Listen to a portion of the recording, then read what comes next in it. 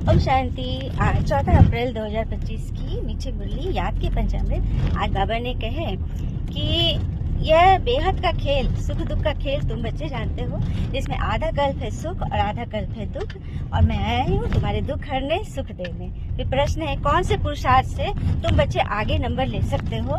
तो जब हम ये समझेंगे ना कि हम अभी संपूर्ण नहीं बने हैं, हमारे सारे कंप्लेन अभी भी रहे हुए हैं, और अपने आप को छोटी सी भी पुरुषार्थ में मियाँ मिट्ठू समझेंगे, तब हम आगे नहीं बढ़ सकते हैं। इसीलिए सारे कंप्लेन समाप्त करके जब कंप्लीट बनेंगे तभी आगे बढ़ेंगे। गीत है, तुम ही हो माता पिता, तुम ही हो बंधु सखा, तुम ही हो।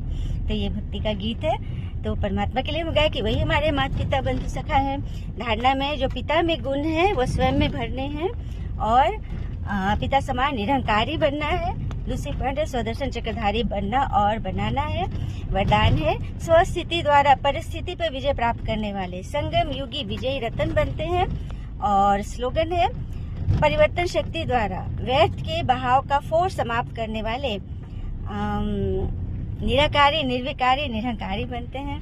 तो अपने आप को बेहद की बातों में रखना है। हद की बातें अर्थात इस शरीर भान में आना, किसी क्या क्यों कैसे में आना, उससे अपने आप को बचा लेना, और मन को सदैव हर्षित रखना, आत्मिक स्वरूप में रखना कि मैं आत्मा हूँ, और आत्मा के जो 7 गुण है प्रेम सुख शांति आनंद शक्ति ज्ञान पवित्रता, उसी में टिका के रखना।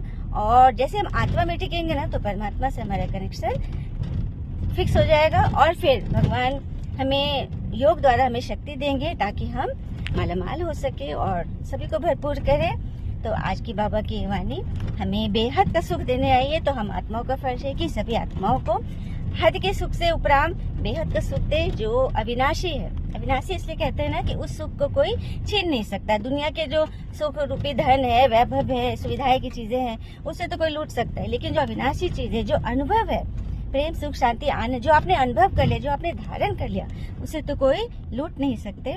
इसीलिए भगवान से जुड़िए, और परमात्मा आए हैं इस संस्था के द्वारा, इस साकार तन का आधार लेकर हमें ये ज्ञान बुद्धि सुना रहे हैं, जिससे हम बच्चे स्वयं भी भरते हैं, औरों को भी बताते हैं।